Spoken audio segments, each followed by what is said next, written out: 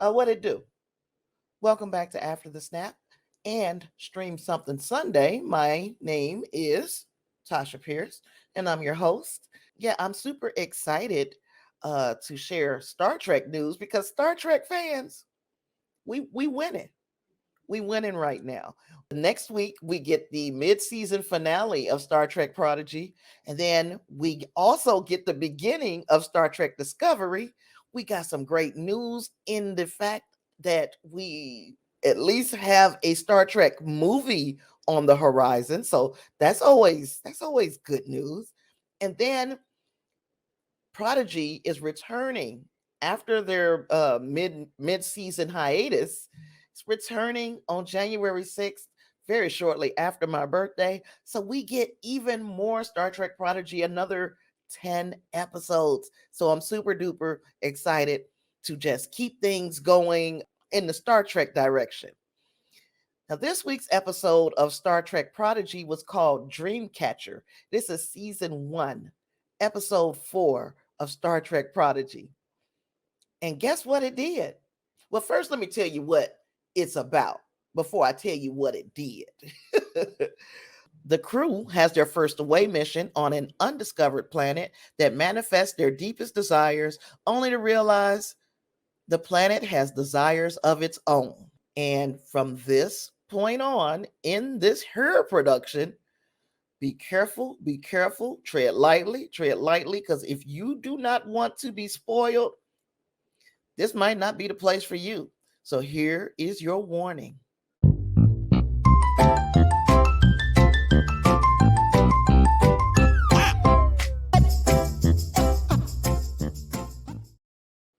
From this point on, you've been warned. So here we go. This one started with a captain's log.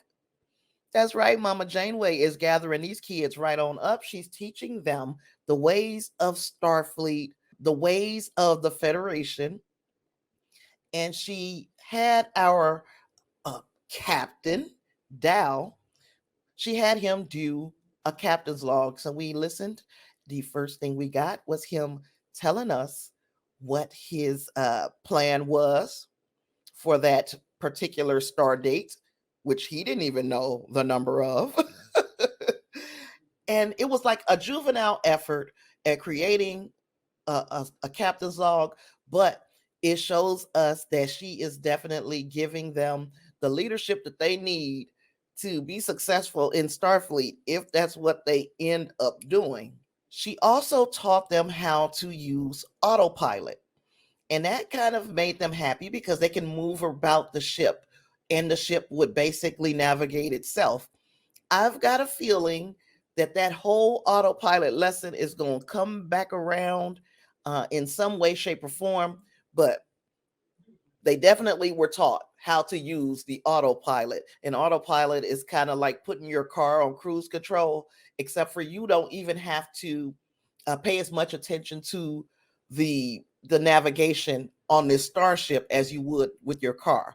And you know how putting a car on cruise control can be pretty beneficial when you're taking like a long trip or something like that.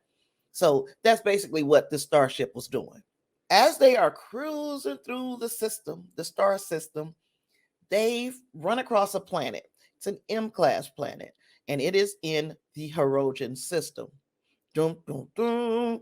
Because if you know your Star Trek, and some of us do, we would know that the Hirogen system might be a little dangerous, especially for a team of cadets. But Janeway wants them to go down to the surface of this planet and investigate because that is what Starfleet does. And those are the expectations of a Starfleet vessel when they run across a planet that is considered M class, which means life can be sustained on this planet. In fact, humanoid life is very similar to the humanoids that are on the USS Protostar. But like I said, that's going to be a pretty tough system to navigate because the Hirogen are a hunter species. And because they hunt, and that's all they do, will hunt anything. And the more uh, the more sentient the prey for them, the better. The kill becomes that much more important when you have a species that can kind of fight back. So they're going to definitely, if they run into some Herodians, they are definitely going to be seen as prey and not anything to have any empathy for. This species is very ruthless, with all the way up to the point where it will not make its prey suffer. It will kind of like make it a quick kill. But we don't want these kids to get killed. Period. Like, we don't want them to die. I don't want them to die. I'm pretty sure Janeway doesn't want them to die, even though she's a hologram. And um, I'm pretty sure the rest of the audience would like the rest of this season. So we don't want these kids to die. Dal, of course, is still giving Janeway a little bit of back and forth about following orders. And she said, "Hey, you guys need to go down to this planet and investigate it. See if, what kind of floral life that they have, or, that kind of thing, because there was supposed to be no intelligent life forms on this planet." Well, Dal was like, "I'm not going." And she said, "Okay, well, if you don't go, then I'm going to report you to Starfleet Command." And for some reason, that bothered him. Now, he's not really a Starfleet cadet.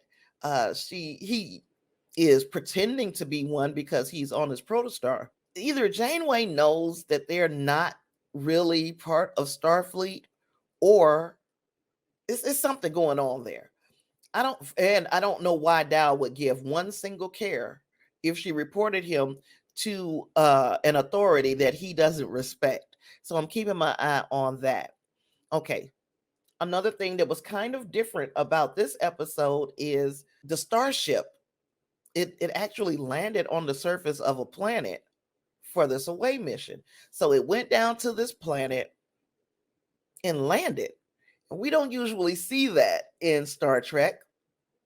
A lot of it, of course, is because most live action Star Trek, for them to land the ship on a planet, it can get to be kind of expensive, the special effects that is needed to do that. So it's easier to do it with this animated series. And then Janeway tells the kids, "Hey, you guys go out there. I'm giving you an hour. You guys go out there and gather the information. I'm gonna give you a tricorder, which is what you use to test life. It's like a detection device. So a tricorder is a necessary piece of equipment anytime you're doing an away mission, as is a phaser. And these phasers that Janeway gave to the kids when they were going down on this planet looked a whole lot different than the phasers, to me, than we have seen in our live action tracks. And so another way that things are a little bit different in this animated series. They're a lot sleeker. They don't look bulky. They don't look heavy. I'm here for it. I'm here for it. And as soon as Jankum Pog, who is the Tellarite on the ship, as soon as he gets this thing, he shoots himself. Fortunately, Starfleet always keeps their default setting on these phasers at stun, which means it's just gonna knock you out for a little while. It ain't gonna hurt too much, depending upon how hard you hit the floor when you get stunned. Now, here is a question I had, and I wish I had a diehard in here who could bounce back and forth with me on this point. Janeway didn't go along with them on the surface of this planet, and she said that it has to be a holographic environment for her to leave the ship. But if we remember in Voyager, the holographic doctor in Voyager had a hollow emitter, and this hollow emitter was also called a mobile emitter.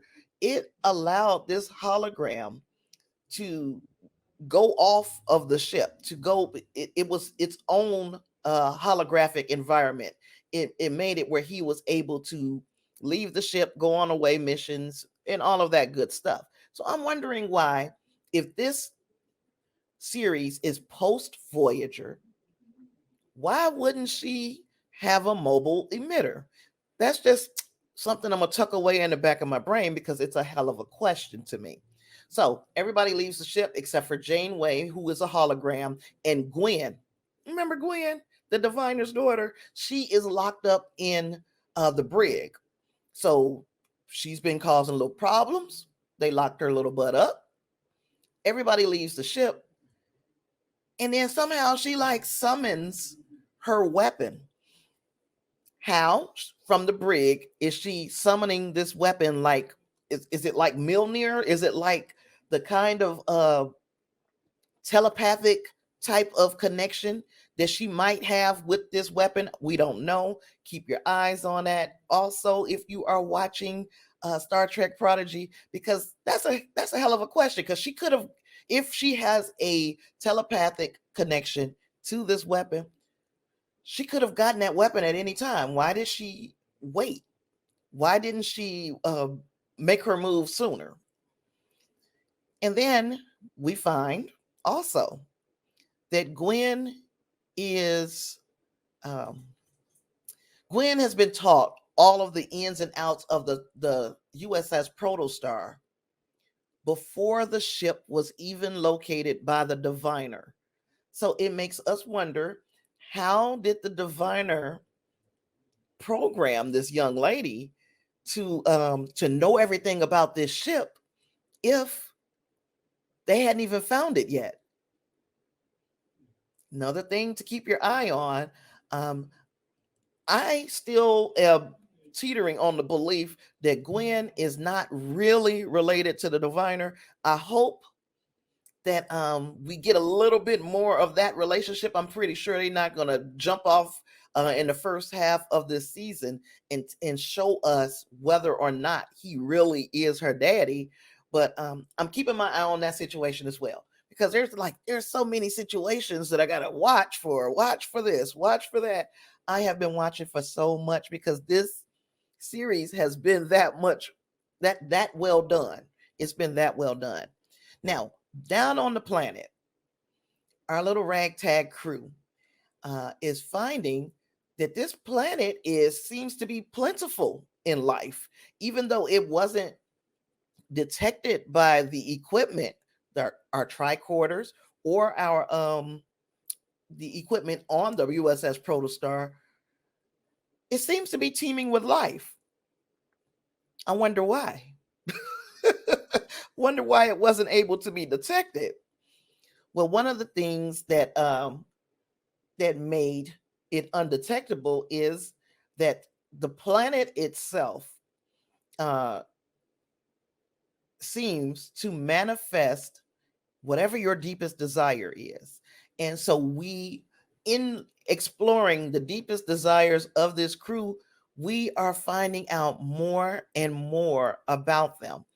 We learn a little bit about rok-tahk. When the deepest desire manifested for her was these little creatures that they were just cute little creatures, and they just loved her. And I think she just really, what she wanted is to feel an abundance of love. And this planet was giving that to her. At the same time, Zero was finding himself with scientific anomalies, things that are surprising to even him. And that's what his deepest desires is, to be mentally stimulated. And that is he was getting that scientific stimulation down there on the surface of this planet.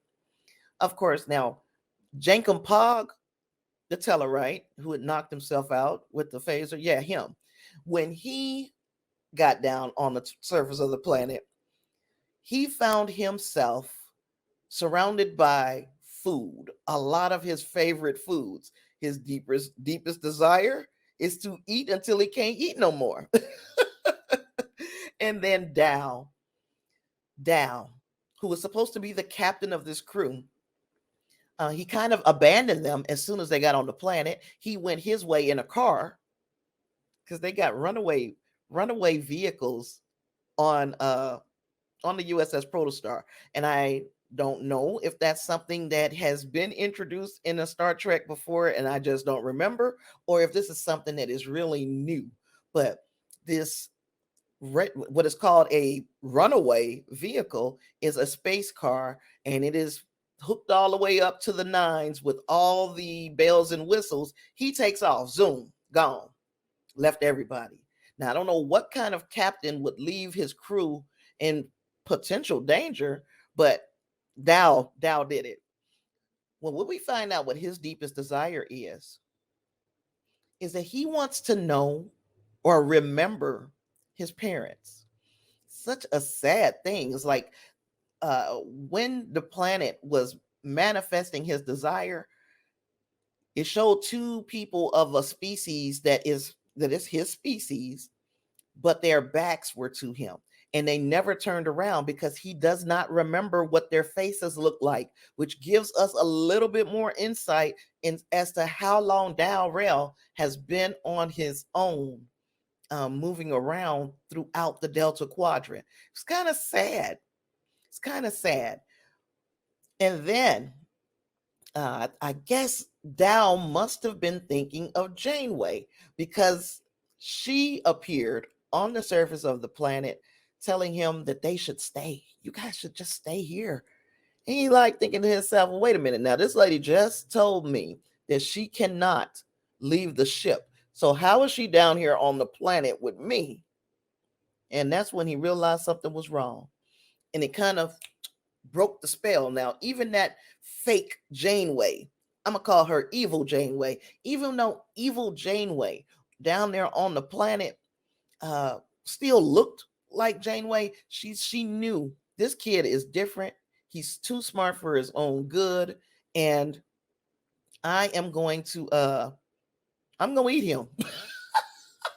So basically, the planet wanted to keep these kids, the cadets, or our little group. They're not real Starfleet, but they're at least learning the Starfleet way.